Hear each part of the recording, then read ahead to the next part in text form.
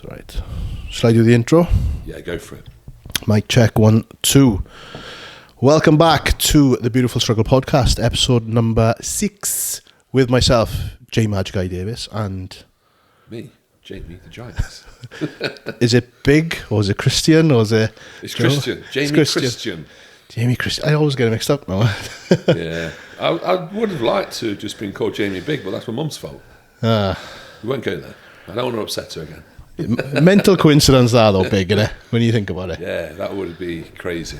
Well, how fitting. Jamie Big. Jamie Big. Jamie the Big Giant. Jamie the Big Giant. With a double G or one Double G? G. Double G. Yeah. B-I-double-G. He's so big he needs 2 G's. I think I would have got some shit at school for that though. I got some shit at school because I was called John and it's like, you're not Indian. Right. Yeah. Yeah, well, maybe I don't look Indian. Maybe I am. Maybe I'm an albino Indian. Carla thought I was something when she first met me. Yeah? And her dad, yeah. They thought I was from some ethnic background. Really? Yeah. I think it's because of the straight hairline and big lips. Oh, yeah. And like a darker skin tone. And the fact that I was dressed, Yeah. I was self-proclaimed wigger in the valleys, yeah. You know, in the hip hop and the basketball vest and the sweatbands on my arms and shit. I got a friend who's actually, he looks foreign. We were speaking about it the other day with him. He's like tanned all year round, and he said he's had his like blood work checked. Totally shout out, 100% British, 100% British beef, and it's just like no explanation. But he's out in the sun. He's a window cleaner, so he's out in the sun throughout the year. Just constantly tanned. It's alright, isn't it? No Jabba going on there. Maybe there's Jabbertan in his water supply. He doesn't know about. Who knows? Like that was like you last year or something, was it? When you were just getting this tan. 21 or 22? No, 21. 21. Yeah, 21. I was like getting darker and darker. Darker by the day. I was like, I'm not on any tan. What is happening here? And it ended up being the growth. There was tan in the growth. 2 birds with 1 stone. And I know it was that. I knew it was that from the start. But yeah. I was told it wasn't, and we'll leave it there. We'll leave it there. Right, so episode 6. Thank you to everyone that has been watching. If you are not subscribed, please subscribe. Yes. Like the videos, comment below, interact, please. This is going to be the old school versus the new school. Giants nearly been getting onto fights on Instagram with people. This was probably, by the time you watch this, this was a couple of weeks ago, but it was like a hot topic. So we're gonna speak on that, and obviously it's gonna be down the lane of bodybuilding, but we're also gonna bring other old school versus new school topics into it, just to open up the playing field a little bit. Yeah. But if you want to kick it off, I think it goes back to the Olympia, didn't it? Because we kind of held back talking about the Olympia in the last one. Yeah. Because we didn't want to go down this rabbit hole. But now I can let him off the leash. We'll start off with like the condition thing, I guess. Yeah. Because the condition was hammered by a few older pros. Now, first of all, I came out on Instagram and I said, if you've not got anything good to say, just shut the F up and go and collect your pension or something like that. And John Hodgson thought I was aiming that at him. But I wasn't actually aiming that at him. I was aiming at Barry DeMay. Right. John Hodgson kind of came out after Barry DeMay, I think, or similar time. But a lot of my gripe was with Barry DeMay's post. John Hodgson got a lot of time for him, a lot of respect. Obviously I think us UK guys should kind of stick together. Yeah. And I definitely agree with a lot of what John says, in the sense that I think, and we'll go on to this more, but I think present day bodybuilding has got very analytical, very technical, and there's a lot of these kids coming up now and they've got things at their disposal on social media, coaches, that we didn't have. So they haven't got the baseline fundamentals of just fucking hard training and hard work that was creating these physiques that John's on about, that were, just brick shouses. Yeah. Hard, dry, grainy physiques. And I think that a lot comes from the training style. But we'll go on to that a little bit more. My gripe was with Barry DeMay, because he is a legend of the sport. Someone that I don't really know too much about, if I'm honest, because he's not from my era. and he's not one of the guys that's in your face from the older eras of bodybuilding, is he? But he was going to town on condition. But when I looked at Barry DeMay, and forgive me if I'm wrong, but the only videos that I could find of Barry DeMay, yes, he was shredded, but he wouldn't even be big enough for some of the classic lineups of today's bodybuilders. So what I'm saying is, when you're built like a swimmer, you're going to be shredded. Yeah. And yeah, I just called Barry DeMay a swimmer, so clickbait that one. It's a skinny guy with abs. Yeah. Without calling the guy skinny, but it's like, no offence intended, but fat girl with tits. Yeah. It's going to happen. This is, if you're a fat girl and you've not got tits, you need to fucking go and ask, like, who's sold me down the river here? Because it's not fair. But, you know, Barry DeMay had a shredded Christmas treat back. Yeah. And this is another point. We all have good areas, good body parts. So just because, like, say, Haddy's back wasn't dry and shredded, look at his chest, look at his quads. Yeah. You would be hard pushed to find any of the previous Olympias or anybody on the planet without one flaw. Everyone's got a flaw. I mean, I've got shit calves, but I have other flaws as well as those. But, you know, people remind me of my calf flaw. Thank you very much. Not bitter at all there. But what I'm saying is there's other things going on the physique. So when someone on my post, for example, says, you need to work on your calves, do you think I don't know that, for one? But for two, let's bypass all the hard work, all the good, all the quads, all the chest, all the arms, all the things that pop out to you as good points, and let's just focus on the bad. Yeah. Like, what the fuck? What kind of mentality and mindset's that? That's the fucking modern day for you, though. They just want to look at the bad shit constantly. Yeah. So I was kind of like drawn towards that because there are a lot of the older school guys that do like to. I think the only thing I can reference it to is that's their kind of want to stay relevant. They want to stay in the conversation. So the only way they can do that is compare it against their era, which happens in everything like basketball, and sports and whatever else. I think it's that, and I also think that they've got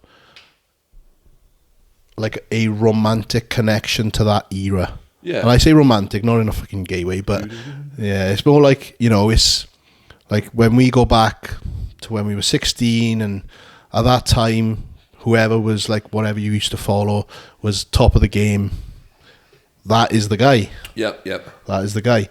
Whereas now, obviously, in the same realm, there's going to be new guys that come in, and it's just a generational thing. And I think that they've just got this like romantic connection to that era, and they feel so passionate about what happened when they were doing it, because they're not doing it now. They can only look back, and then when they see the new guys coming through, and you know, there's not easier ways of doing it, but you know, there's so much of it about. Plus, it must be frustrating for them to see some of the bullshit, because it frustrates us to see some of the bullshit. So that's, you know, it's going to rile them up even more. Yeah, I mean, I agree with what they say in terms of the physiques back in the day. I think they were more pleasing on the eye. I think you look at some of the top guys now. I mean, look at Ramy. He had holes in his quads, and people were saying that wasn't going to get marked down. It looked terrible. I mean, he was just too big anyway for me, personally. His legs are just ginormous. It looks like he's been put in a lab, put in a tube, Captain America style, fucking green stuff's gone in him, and he's come out, and he's just popping up like Bane all over the place. It's not nice, is it? It's not. No.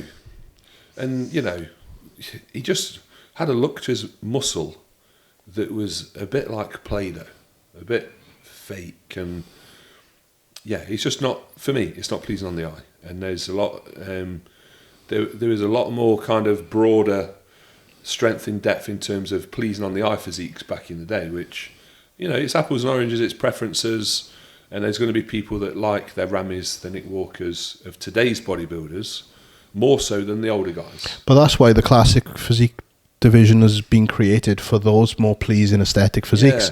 But then when you weigh it up, and obviously this is not us talking like experts, this is just us shooting the shit, but if you look at like the classic division has been created off the back of physiques like Arnold. If you put Arnold next to Chris is going to smoke him. Yeah. Because you're going to be so much bigger and like. Yeah. I was listening to a podcast. I'm not sure who it was in the last few days, and they said the classic physique division is not. It was then to like Arnold and that, but like now is a different. There's a different era of the classic physique, and they start. Chris has cemented that now. Yeah. That's the look. That's the standard.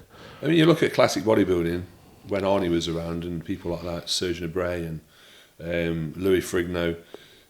They had classic shapes, really, because they weren't that shredded, and because they were less chemically enhanced. Yeah.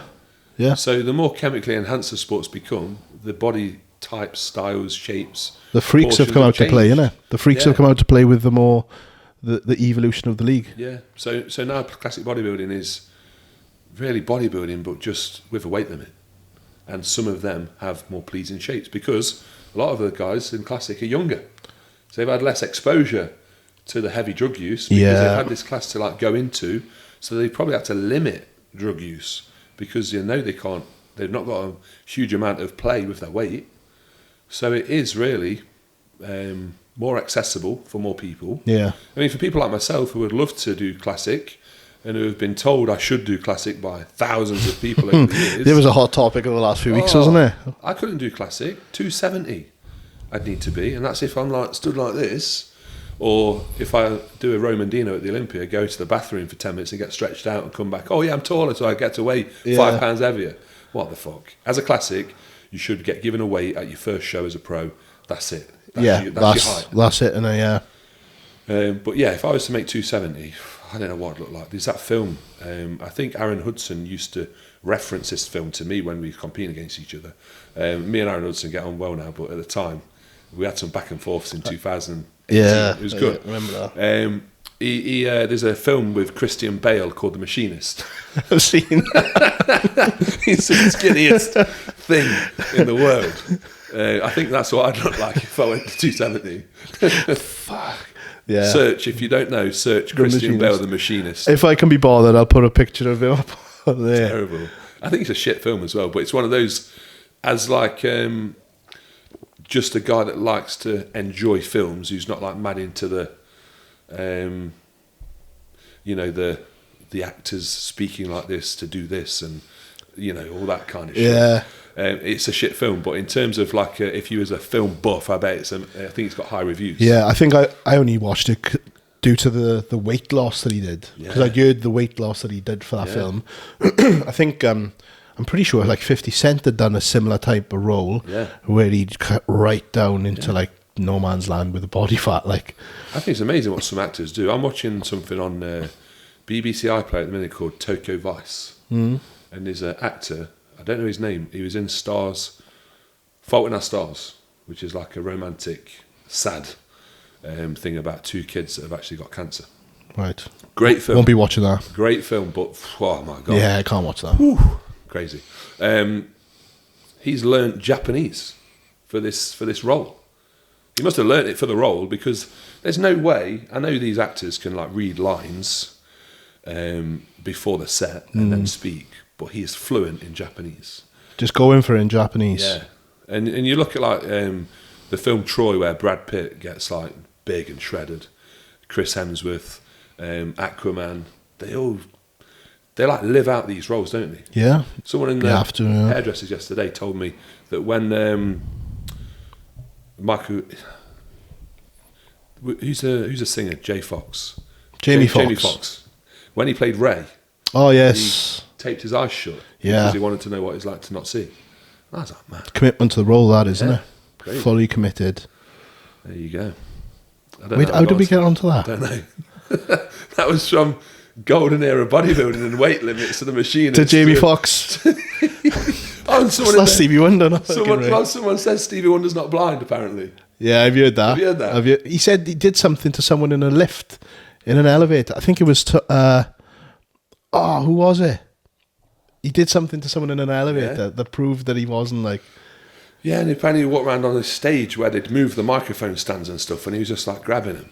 We're back onto conspiracy theories. Yeah, but maybe he's just like partially blind. Maybe he's not fully blind.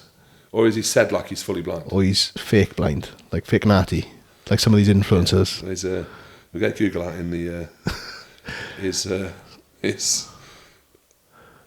Stevie. He says Steve Wonder's still alive.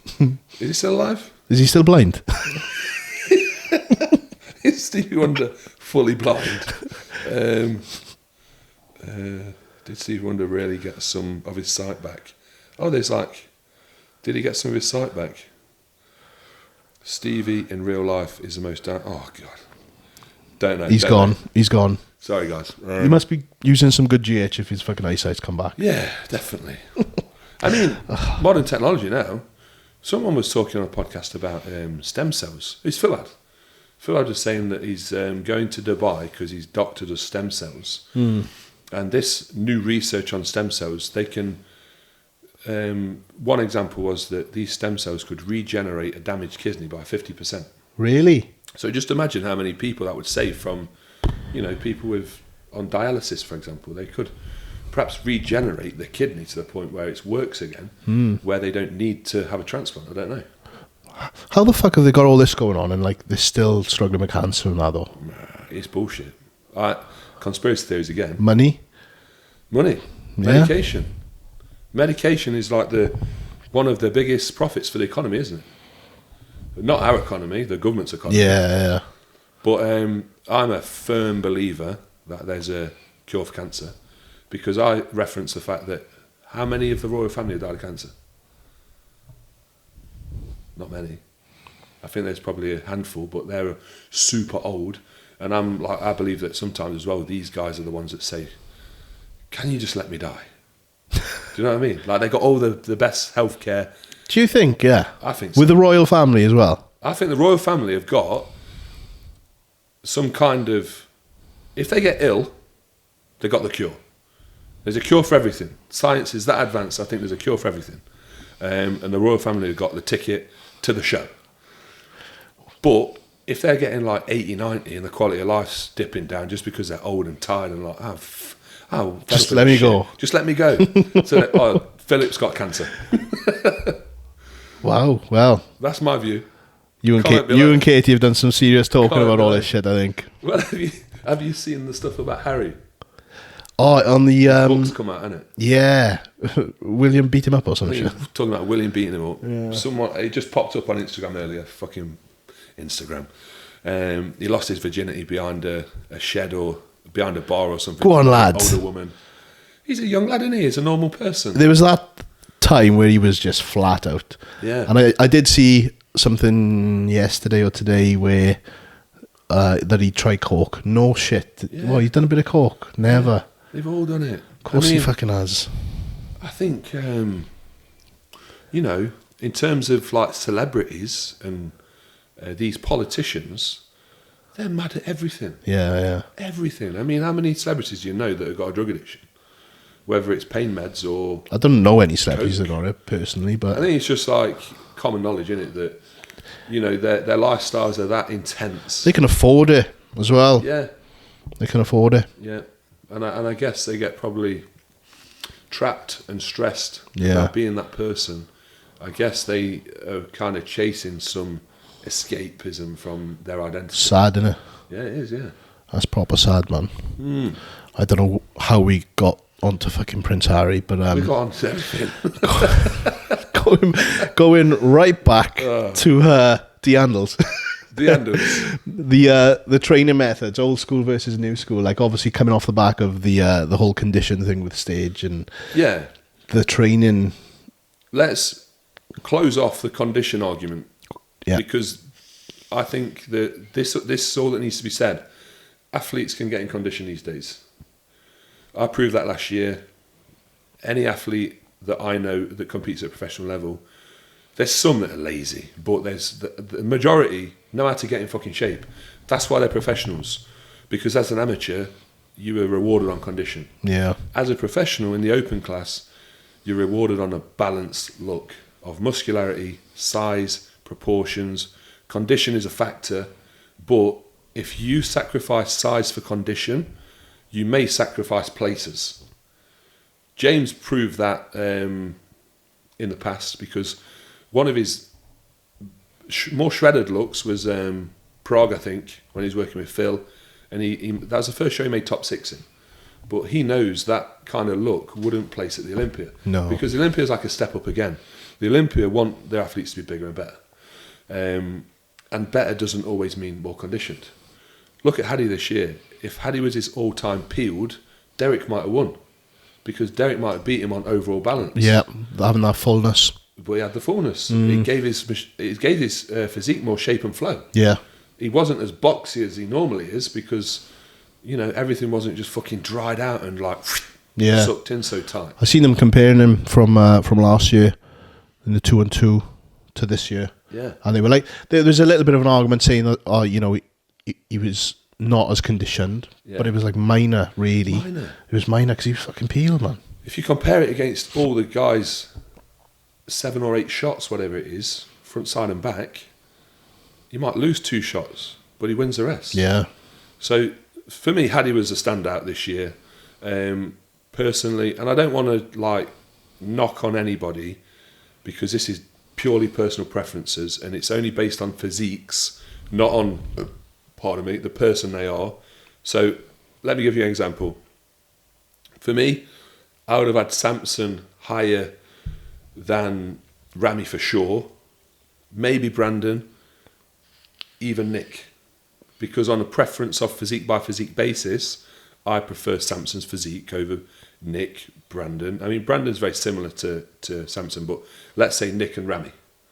So if you're basing it on what your ideal physique is, that's where I'm basing my preferences. Samson, I mean, fucking 6th in the world, fantastic.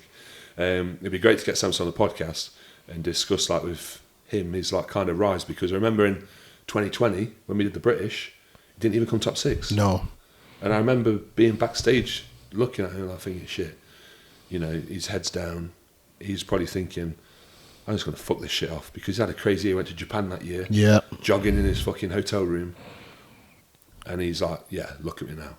I spent a lot of time with Samson this year, or last year now, rather. Obviously, filming all the hostel content. And even before then, like I've known Samson since roughly 2018, maybe a bit before then. So I've seen his like rise close because I've been kept in touch and stuff, and it's mad. But he has got a really, really good story as well. Like, but I don't think he's really talked about it as much. Obviously, we know like the going jogging on the spot in the hotel room and stuff, but fucking fly, fly on the wall. But yeah, we are aiming to get guests on. Samson's on the list. Yes. Obviously James is as well, and a few more, so we'll definitely get those guys on soon. While you start the debate on the training, I'm just going to reset the camera. Wicked.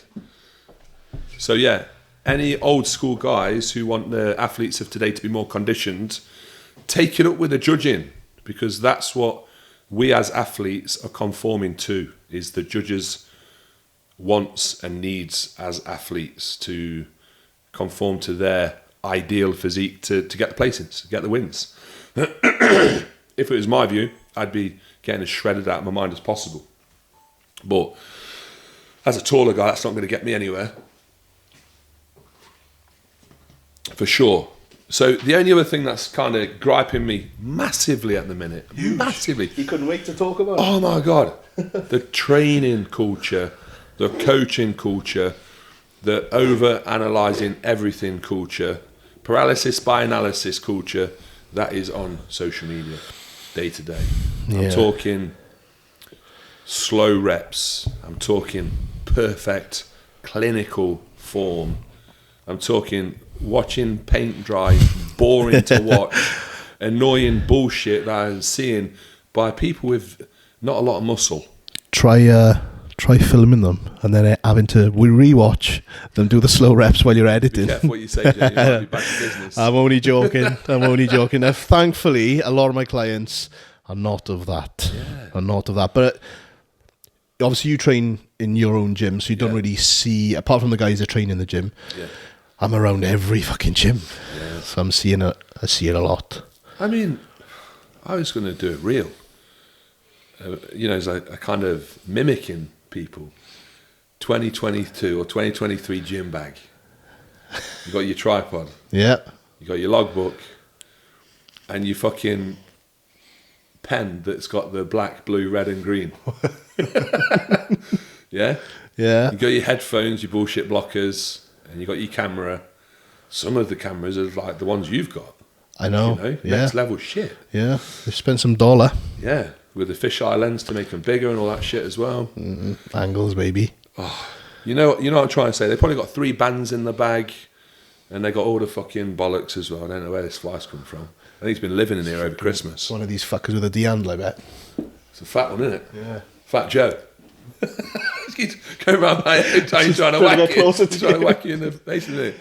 But anyway, yeah, it seems to be there's a culture of people out there at the minute that have got this like blueprint of what they think a bodybuilder is. Yeah. I think that's going to go around the whole. I think fuck it, man. We just have to deal with it. Yeah, the 2023 blueprint of a bodybuilder is, for me, very annoying. It is, mate. The problem is, the geek has become the bodybuilder. Yeah, that's what it is, isn't it? It's that famous scenario: all the gear, no idea. Yeah, but they have got an idea because there's so much information out there, and they're copying someone else do this. they've probably got too many ideas. That's the problem, isn't it? It is, definitely. Because the guy that's probably influencing them, and when we're saying this, we know obviously some of our friends are like of that kind of lane. Yeah. But when we're saying it, it's obviously for the what we see out there, and the guy that's influencing them to do that. Yeah. Is not even like one of the top guys anyway. Yeah. Like how many of those guys on the Olympia stage that we just went through has got a gym bag like that? Not many. And what I wanted to say as well is they didn't earn the muscle training like that. Even if they train like that now, the only person that I think's been very methodical with their training and very Dorian-esque with their low volume, high intensity approach is Hunter. Yeah, I was going to say Hunter. He's very into his logbook and rep schemes and periodization and bands and all these fancy new things. But this is where people go wrong. People try and be Hunter Labrada. People try and be JP. I'm going to say another name now as well because he's a great educator and he's like making kind of a path for himself in the industry. Good friend, Cuba. People try and be these people, but their messages are true, but their messages get kind of... It's like Chinese whispers. They get lost in... Yeah, it's like it's hard. End of the day, on a reel, you've got a minute or something. Yeah. A minute to get across a huge point that you perhaps want to speak about for 30 minutes. Mm-hmm. So they're taking that minute and they're blowing it way out of context. So let's say if Cuba says, you got to be perfect and this is the best way to train a lap. Then they'll go to town on that and they'll try and make it look scientifically perfect. Like, fucking hell. If they was being marked on an exam, they'd want that to look like an A-star times 20. But the fundamentals of building muscle are such a broader spectrum of everything than that exercise just looking perfect. Might look perfect, great. How much are you lifting? What load's going through that muscle? How much intensity is in there? Yeah. Are you trained to failure? A lot of these idiots out there now, sorry to say idiots, a lot of these people who train now, they don't even know what failure is. The likes of the people you just spoke about, Jordan, Cuba, Hunter, they've done the hard, heavy shit, and now they're perfecting what they do to get more, to fucking squeeze more of this fucking fly, but to squeeze more juice out of the movement. Yeah. That's what they're doing. So these guys that are watching Cuba and everyone else doing these things, yes, do them, but don't forget that fucking big chunk of shit that you need to do before that. Don't forget that these guys are so into what they're doing. They're so focused on progression and growing that every other aspect of bodybuilding is locked down. Now, I think Hunter's very genetically gifted, if I'm honest. His diet, with it being so many shakes, wouldn't perhaps work for a lot of people. I know he's like super chilled a lot of the time, and I don't think people should like kind of look at someone like Hunter and try and be like him, because it perhaps wouldn't work out well for a person of average genetics. Yeah, he's in a minority that can get out.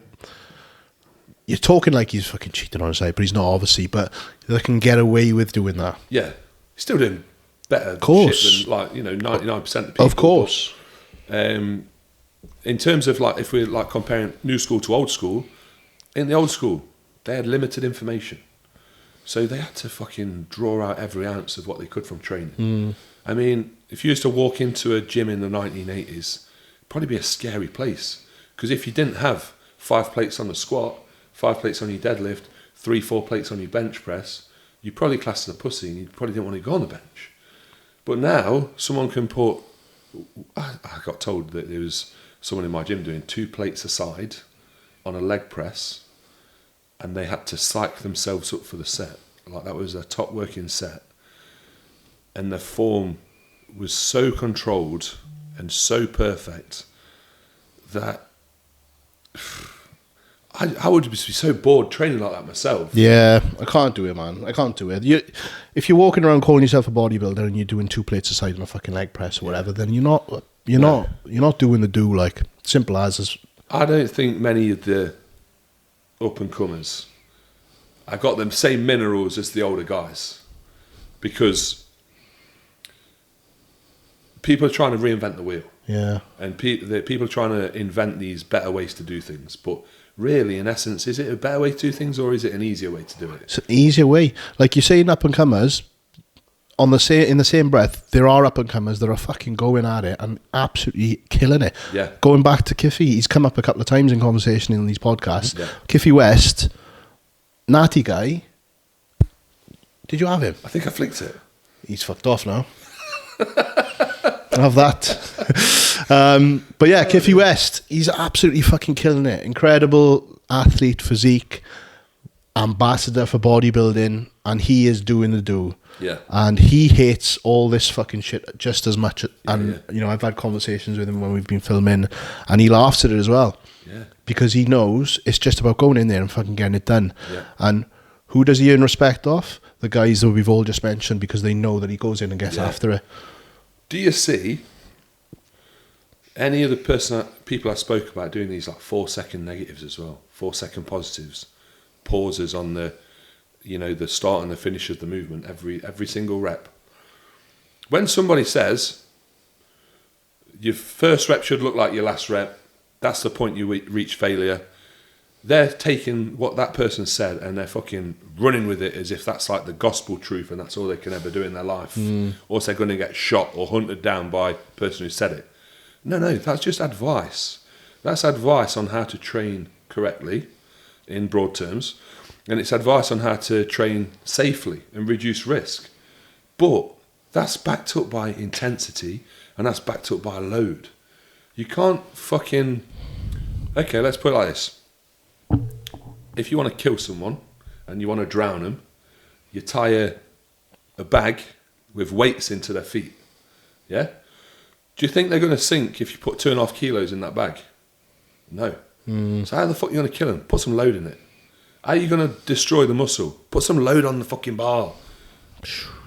Pull some weight on the lat pull down. That's a good analogy, huh? I don't care how perfect it looks. You ain't going to kill it unless you use enough weight.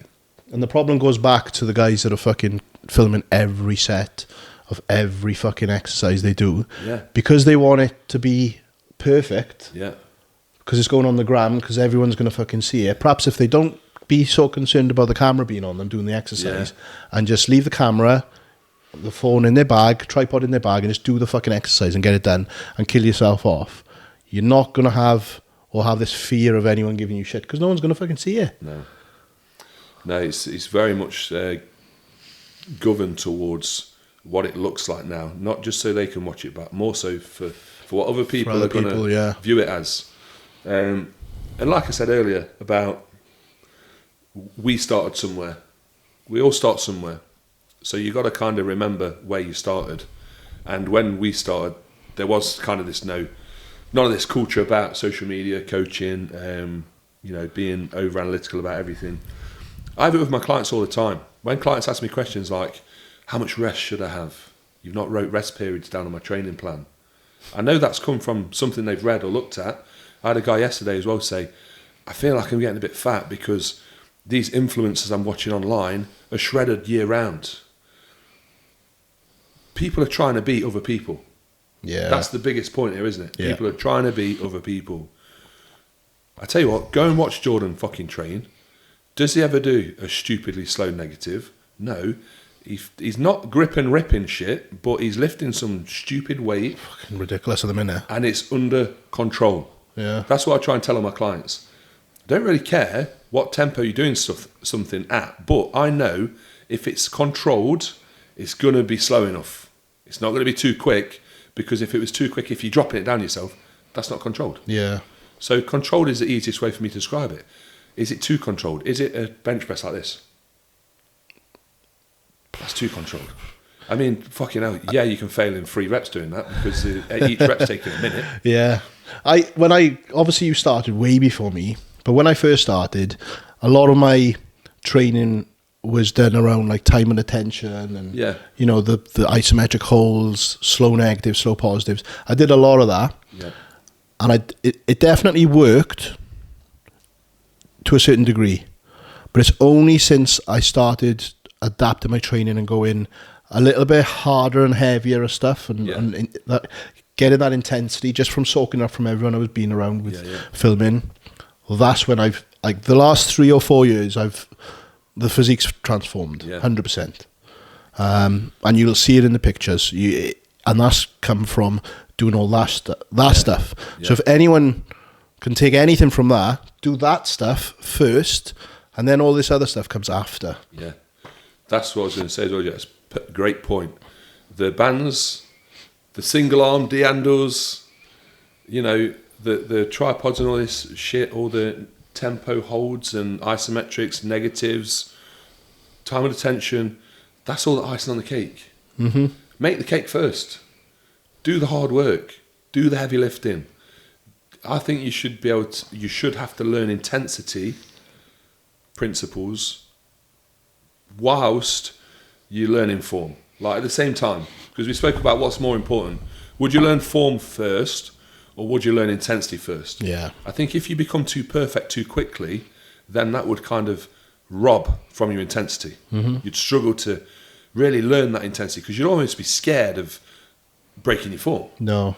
So you've got to kind of learn that intensity, that raw aggression. And that's why people like John Hodgson are right when they say the training of today perhaps isn't as hard as days gone by. Yeah. Because that raw aggression and that intent on just getting in there and fucking ripping it ain't there anymore.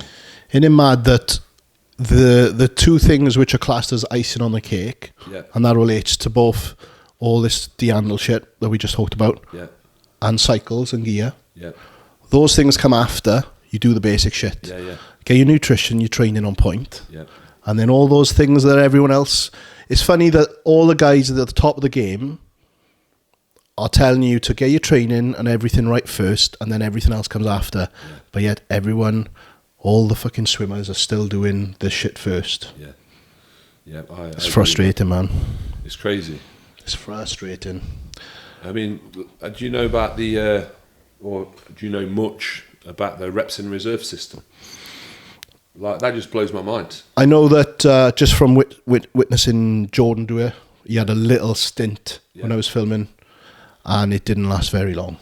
Blows my mind how you could... I mean, a lot of people don't know what failure is. So a lot of people are actually, in effect, probably training reps in reserve anyway. Yeah. So then tell someone to train reps in reserve. That's already reps in reserve. Train 2 reps in reserve, but they're already 2-3 reps in reserve. That's now 4-5 reps in reserve. Might as well stay in the house. Stay at home. You're not stimulating the muscle enough. So that is another training system, in my opinion, that is someone trying to sound impressive, scientific, trying to reinvent the wheel, trying to make some money. That's what I think. Yeah. I mean, I had guys... I've swapped my training plan for guys this time. I generate a new training plan every like periodic every 3 months. So I've gone from work set back off, where you obviously start with your top weight and you back off with a lighter weight for more reps. Now I'm pyramiding up. So I go lighter weight, more reps, heavier weight, less reps, heaviest weight, less reps. So that might be 15, 12, 10.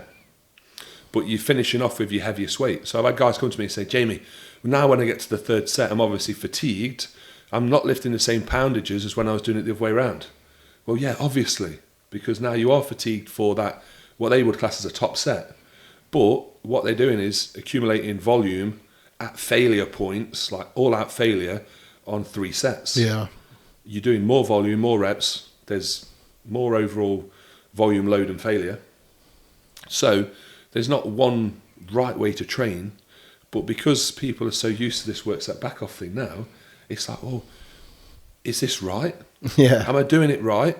Or are these warm-up sets for that top set?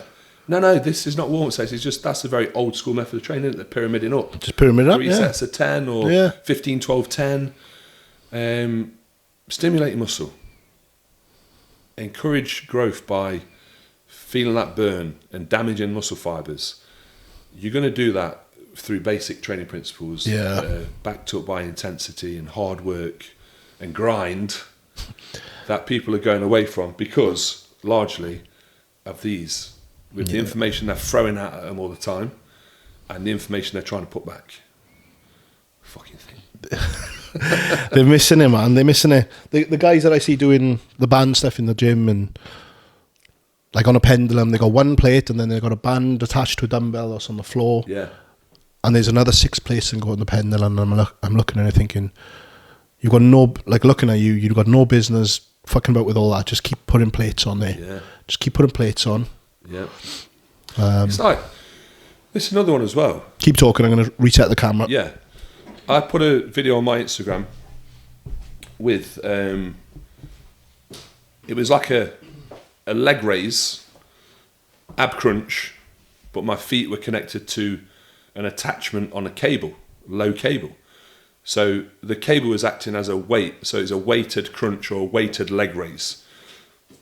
There's people in the comments saying, oh, well, why load your hip flexors? Because they're fucking scientists of body mechanics and whatever else.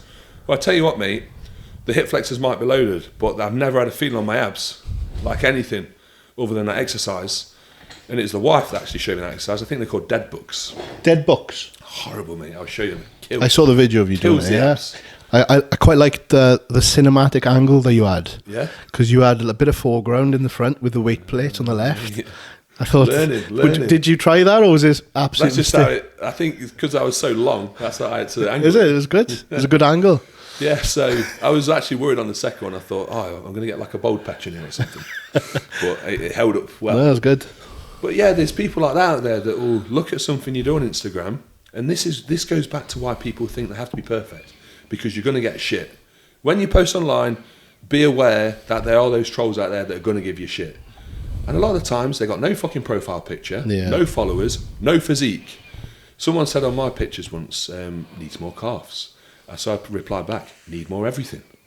You know, these dickheads, you shouldn't be bothered about what they're going to put. So even if you put a setup it doesn't look perfect, if you're shifting some weight, if you're trained to intensity, trained to failure, that for me is going to create more of a positive response in terms of how much someone respects your efforts than if something looks perfect with fucking no weight on. And let's be honest, the guys that are worried about these trolls commenting on their perfect form, those people probably haven't got the following anyway. Yeah, exactly. To get that. Yeah. So just fucking do the work. And big point here is as well with training is, how does it feel for you? Yeah. Because that guy saying to me with the ab exercise, oh, why bring in the hip flexors? Well, because my abs feel like they're on fucking fire. That's why. You try it, mate, and then tell me it done it as well. And then he's going to say, well, if you do this exercise, then you can make your abs on fire without bringing in the hip flexors. Well, what if I want to train my fucking hip flexors as well? Fuck off. Oh, fuck social media, man. I love it and hate it. Love it and hate it. You're going to have to hold the floor for 2 minutes while I go for a piss, Jay. Yeah? Apologies, but I've not been for one yet. Crack on, bro. So I'm going. Watch for the houses around the back, because I experienced that myself today. Voyeurs. Voyeurs. Watch that big camera as well. So old school versus new school. We've talked about the bodybuilding stuff. That was always going to be something that we talked about. But we wanted to bring in other shit as well. So in a comparison in terms of like years, if we put a year by side, we're looking now 2023. If we went back to like 2003, like 20 years, some of you hopefully are older than fucking 20 to remember 2003. But we're just going to compare things then to things now. So we were talking on what could we possibly compare. So we've got a few things written down. We'll bring him back in on this one now, but we were talking about like dating. So like dating now, obviously I've been with the wife for many, many years. Jamie's been locked down for a while as well. So in terms of like Tinder and that is way out of our league. But going back to how we started, were you on MSN Messenger back in the days? I was on MSN. I think I started MySpace. MySpace, even before then, it was just I'm talking about like the old school, new school dating thing. Yeah. MySpace was the one. I remember going to Leeds to see my mates at uni. Yeah. And I met this girl. Oh, she is well fit from what I remember. But I was drinking, so she probably wasn't that fit. But anyway, she had a MySpace. And this was just before Facebook. And then Facebook was the one. Yeah. MySpace, I probably set up and spoke to her briefly once or twice. Yeah. And then it was Facebook. And before that, it was a fucking phone call. Yeah, I used to phone your missus. You know, I had a girlfriend when I was 15 called Michelle. So I'd ring Michelle's house and Michelle's mum would answer. You'd have to wait for everyone to be off the dial-up internet to ring. Yeah. Because otherwise they'll cut their internet off. And then you'd hear someone breathing. So they'd pick the phone up downstairs to try and listen to the conversation. Yeah. They don't know the struggles on Tinder these days, like. Terrible. The Tinder swindler. You used to remember everyone's number because you had to. Yeah, we talked about that the other day, didn't we? Yeah. No, we're just lazy. You know the numbers. Shit. So the dating game now, like if we were to think of like doing it now, yeah, I don't know. It's a different fucking world, man. It's a different world. I don't know. I mean, I know friends. I'm not going to name names. I know friends. I know you're on about. Yeah, I know friends who he'd kill me if I said his name. He'd be like, "You're ruining me. You're ruining me." Technically, he's been on the podcast then. And I'd say, "Well, it doesn't look like I'm ruining you because you're on a date every day." Yeah. But I think it must get tiring, and I feel sorry for some people on it because I think it's saturated with people that just want a shack, which on the face value it sounds great, but I imagine that gets boring quite quick, or maybe after a few months, a few years. Sure. No. What I'm getting at is I think it's harder to find somebody who wants to settle down. Yeah, it must do, man. It must be. I mean, if you speak to younger people now, a few people I've spoke to have said they don't think that the next generation of like us adults will even get married or even have relationships. They'll have kind of open relationships or just see each other. In it mad because like when we growing up, it's like, oh yeah, you get married, you have kids, you have a house. Yeah. That was like the thing, innit? Everyone done it. Everyone's done it for years and centuries or whatever. Yeah. Now it's like, no, we'll just fucking swipe right a few times and go out bang a few fucking birds and I do feel see if we get caught out and then we're in a relationship. Yeah. I do feel like I've missed out on quite a pinnacle moment in the life of the earth. the life of us. In terms of like Tinder, people are going to say, what, you think Tinder's like a monumental moment in the history of mankind? No, it's not a monumental moment. It's just different to you know, my missus always says to me, Katie always says, why are men so obsessed with arses, like anal? And this is a different conversation altogether. Please don't say the kids or my mum's watching this. But I think it's because it's almost the unknown. Like it's somewhere off limits. Like it's, you know, you want what you can't have. Yeah. And I think that's what I kind of see Tinder as. You want what you can't have. Not that I want it, but if I could like just pause my life. Just peek behind the curtain and have a little look. And see pause my life for a month. For for a month, for a few hours. No, I'm leaving the month in. There's no edit. See what you can get. See how exciting it is. See how, annoying it is. How many people can let you down, or when you turn up and you've seen this girl's Instagram or like picture, this portrait you've seen, and then you go and pick her up and she's 30-40 pounds heavier, and you think, what the fuck is this? I bet I'm watching a series on Netflix called Clickbait at the minute. Have you seen it? I don't think I have, no. Do you ever watch Entourage? No, never mind. That's dead. But anyway, the guy is like, I won't spoil it for anyone, but he's basically, I'm at the point in the series now where he's got like multiple profiles set up on all these different fucking Tinder apps. Right, but he's got a wife and fucking kids. Really? But he's flying to like LA on work and all that. Oh shit, we've lost one. It's only mine. No, it's fine. It's the memory card's gone. Right, it's fine. It was planned. Remember, we just let it run out. We got it. Where was I? He's flying to all these places for work, LA, whatever. Yeah. And he's got birds in different fucking places. But he's got a different name in all these different places, profiles. Imagine how many people are doing that shit on Tinder. Oh, yeah. Mate, I was stood. This was going back. Oh, gosh. I'm trying to think of how long we've been in this house of ours. I'm talking about going back 6 years. Ella was at school in one of the other places we lived called West Houses. It was like the Christmas nativity. So me and Katie are queuing up, waiting to go in. And there's a group of women, 3-4 women, chatting with each other. And one of them turns to me, whilst I'm stood with Katie, and says, "Did you know you're on Tinder?" And I was like, well, obviously not, no. And someone had set up a fake profile of me on Tinder. But they thought it was quite okay to try and out me in front of my wife. Mad. So trying to catch you out, like? It seems so, yeah. Was it you? I was like, fucking as if. But that's not the first time I've had a fake profile set up. But I always think those people is, fair enough, you can attract the women or men, whatever. But what do you do when they turn up? Where does it go from there, yeah. Where does it go? I've had a couple, even on my following, it's like, I've had a couple of fake profiles on the gram recently, fucking selling gear and shit. Really? Honestly, yeah. No way. I've had a few messages. On the back of what you just said about those women on the school, the school play, Lex from Gymshark, right? He married the girl, so some guy had set a fucking fake profile up on Tinder of him. All right. And then she had actually gone to meet this guy. Yeah. I think this is the story. She had gone to actually meet the guy, realised it wasn't him. Yeah. Found somehow who the real guy, I think because Lex was with Gymshark at the time, must have seen her on an advert, and said, "Do you know that some guy is fucking pretending to be you on Tinder?" Yeah. He's like, "No." So thanks for letting me know. Got chatting. Ended up fucking marrying her.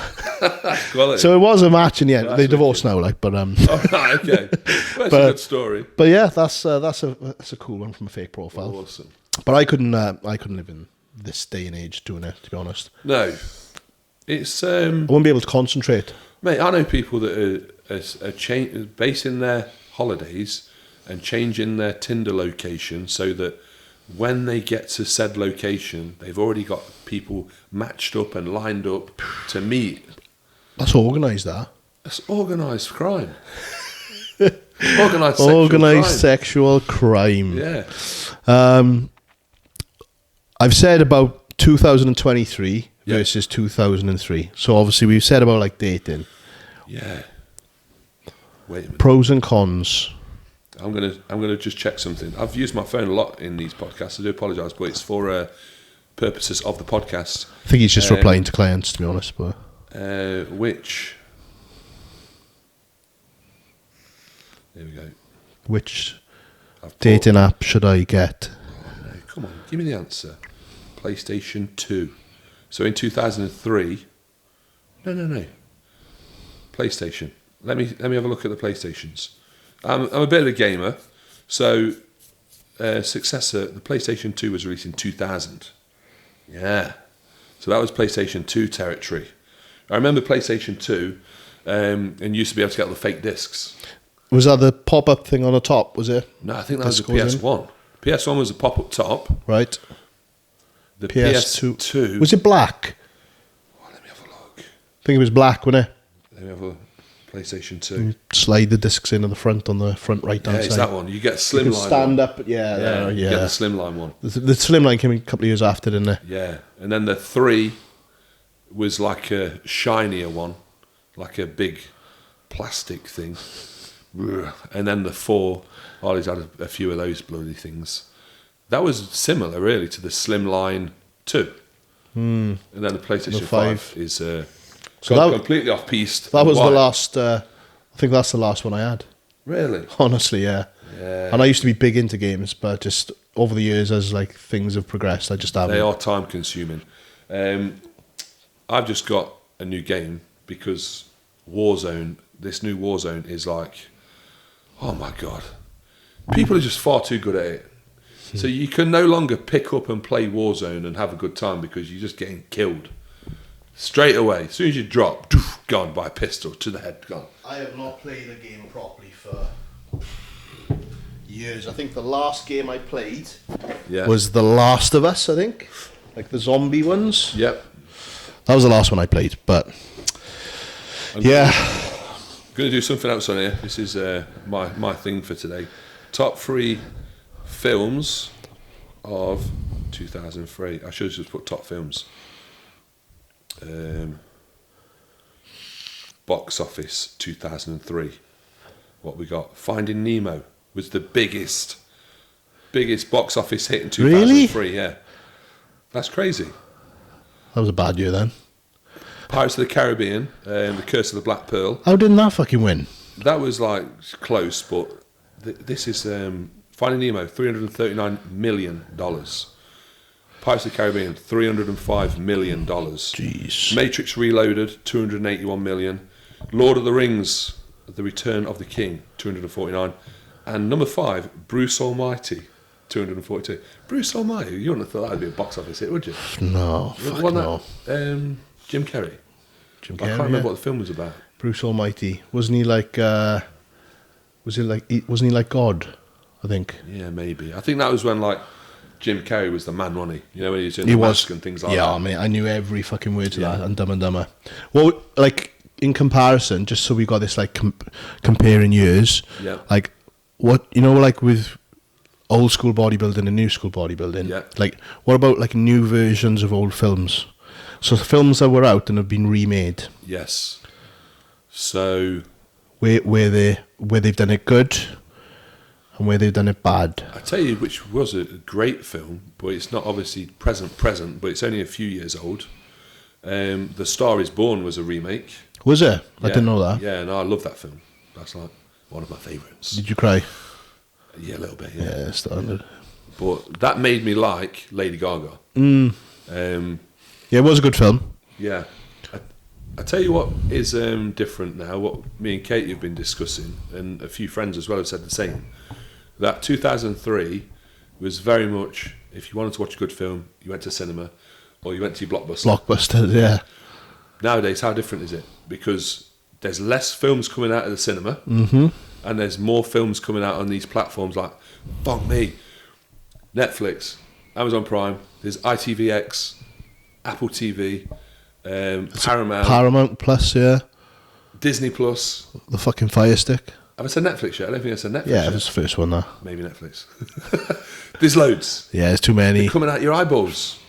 So it's like, how do you keep up? Have you got a Fire Stick as well? No, I need to get one of those. I told you last time. Not a illegal one, obviously. No, of course not. But the Fire Stick is just like, you sit there, unless you've got a film in your head you want to watch, just fucking scrolling for confusing. Scrolling for hours. Yeah. But I was thinking films from back in the day then that have not so much been remade but brought back. Yeah. Top Gun Maverick. Oh yeah, that was brilliant. It's a banger. Yeah. But then there's going to be films in there surely that have been remade or revisited, which they tried to make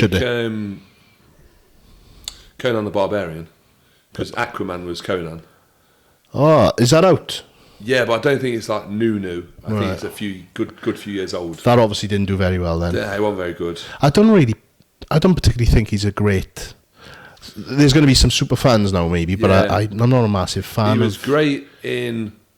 If you've not seen it, it's a great watch on Apple TV. There's a series called SEE. Is it the blind? Blind ones, yeah. I It's 3 seasons. Is it good? Yeah, very good. Wow. Definitely worth a watch. And another worth a watch. This is on Disney Plus. It's called The Old Man. Yeah. Sounds shit, but it's amazing. The Old Man. He's an ex-CIA operative who's basically ran away and gone incognito with his wife. Had a daughter. Now they're trying to catch him. The old man. That sets the grounds, but he's like a badass. Sounds good. Yeah. He's got these 2 Rottweilers that he's like protectors, and they're badasses as well. On Disney. Disney Plus, yeah. Disney Plus. Yeah. You could pay for that though. Yeah, but saying that, if there's anybody with a Disney Plus account, you can just sign into theirs. Oh, is it? Because we've basically got Ella's dad's. Because Ella's signed into it here. Sick. And I've seen the account, there's like 10 people signed into it. So just sign out with someone on Disney Plus and sign into it. Comment below. Comment below, yeah. Simple as that. Yeah. One thing that has come back, trainers. Obviously Yeah, the Jordans yeah, now. yeah. The Jordans that were out. New they're all Balance back. is retro, isn't it? New Balance The is back. Reeboks. Feelers. Yeah.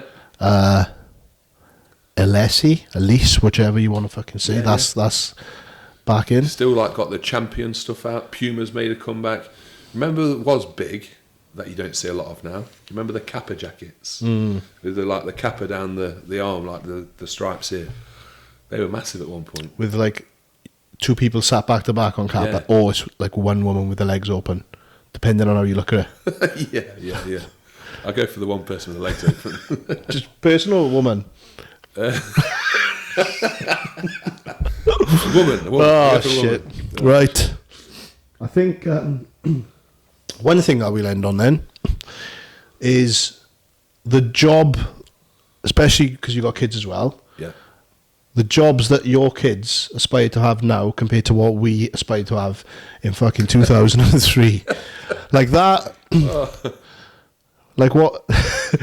What do they want to be? I'm laughing because we asked Harley what he wanted to be a few years back. Now, bearing in mind he was like 10, 11. He goes, probably a taxi driver. It's like, a taxi driver? Come on, man. But no, I know what you're getting at. People want to be online gamers, don't they? And Influencers. I think social media is like ruined education. Killed him, man. But I think back to when I was at school and I was being educated. There was no real life knowledge coming at you in school. No. There was no kind of directing you towards a career. I think the basis of education, or the goals for educators, was to keep you in education, because that's where the money is. Yeah, 100%. And the more you grow up and the older you get, the wiser you get, the more you know. They're obviously funded, and their funding is dependent on their grades, how many people they have put through this, or how many people get ABC in this subject. So their goal is to get grades, really. Their goal isn't to send someone off at 16 years old knowing what they want to do in their life, or have imparted knowledge that's going to be useful. Yeah. But I think now, like, people are actually more savvy with what they want to do in their life. It's just what they want to do is a bit fucking shit. Yeah. Unless, I think the people with a bit of graft about them will pursue the creative roles and things, because I've just did a shoot yesterday with a guy that's on the back end of uni now, and he's wanted to be making like films and things like that Yeah. for the past 4 years, I think, and you're only a young boy. Yeah. And I said that's really cool to hear that you knew what you wanted to do. Yeah. As you're part of that generation, like. Yeah. I didn't have that chat with him like I'm talking to him like an old man, but I was just like, that's cool that you knew what you wanted to do. So I think if you're going to that route in life, you'll know what you want to do. But for the most part, like for me, I know for a fact if I was that age now, I'd probably fall in the line of what's the in thing to do, or what's the the influencer thing. Barista. A barista. You wouldn't make it far as a barista. I had a coffee out the kettle today. I know. And you left it out there for fucking 20 minutes as well, so it was freezing cold. No, I don't. I think I was lucky. I was a little bit lucky. Obviously, once I decided or realised that I had kind of invested interest in something and I was good at it, I kind of ran with it. But I didn't come out of school knowing that I wanted to be a bodybuilder. Didn't come out of school knowing that I was interested or really wanted to train. It's when I left school at 16 and went to sixth form, and then I went to the gym for the first time, watched Pumping Iron, started being more interested about the gym, and then that kind of just leveled up. I started competing. I started taking my nutrition more serious, started changing my training more serious, to the point where in 2012 when I met Katie, I was like, nah, can't go out for a coffee, I'm in prep. Yeah. We got to leave this shit till 6 weeks time, love, I'll give you a message back. Yeah. To the point where I was in the fire service, and my bodybuilding was my priority. Like, when clients say to me now, oh, my boss won't let me do this, my boss won't let me do that. When I was in the fire service, I was telling my bosses, you let me eat or I'm going to eat.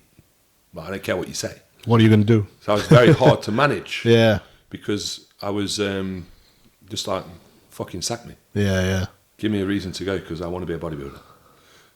Which I'm not advising because I don't want to get people sacked. No. But it just shows how you go from, it just like, bodybuilding for me just went like that. Yeah. But I didn't plan that. I fell into it. So I'm thankful. Same though. Yeah. Same. I didn't pick a camera up till I was 32. Yeah. So I definitely didn't know what I was doing when I left school. Yeah. I think it's very rare, the people like, let's use Lewis Hamilton as an example, where they're kind of pushed into a sport. They know what they want to do from a very early age because their families perhaps decided what they're going to do. Yeah. And then they take it all the way. And So you see them in the go-karts at 4 years old. You see David Beckham's kids kicking a ball at 2 or 3. It's cool to have that to look back on though, and when you've like made it to that point and you've got those pictures and that documented, like when you were younger. Like when I left school, I jumped into full-time work for a year or two, and then I actually went back to uni. Not to study. I went back to uni because the basketball team. I turned up for a little pickup game. Yeah. And the coach was like, oh, do you want us to join the team? And I was like, I'm not in uni. He was like, oh, just sign up for any course. I was like, oh, cool. What do I do? Well, I'm into music a little bit, DJ. Signed up to HND Music, a degree in music, and just to play basketball on the fucking team for a year or two. Yeah. But that was like, that was all I wanted to do at that point. It was like music and basketball. And I don't do either of those now, so. Realised you was too short for basketball, and DJs were like, you didn't go to sleep. I was too good. I was too good. Yeah. Not. Right. I think that's it for episode 6. Yes. Unless you can think of any more. No, I think we've gone to town on a few things there. I think we've rambled through and winged it as much as we can. Keep a few back for the next one. By the time this drops, so we are looking at the timer. It is the 6th of Jan. So by the time this drops, it'll be the back end of the month. Yeah. We'll be looking to get the guests on. Yeah, for sure. From the back end of this month. So if you've made it this far through this absolutely amazing episode, drop a comment on who you'd like to see us get on. Obviously, we've thrown a few names in the mix. And we'll see you for episode 7, I guess. Yeah. We'll get a guest on. The goal is to get a guest on by episode 10, at least. I reckon we could do 7. Yeah. I reckon the next episode after this will be a guest. Yeah, okay. You've said it's it. Challenge. We've got to make it happen. You know, we have to, mate. We have to follow through. Remember, train hard or don't train at all. And then like, comment, and subscribe. Peace. Peace.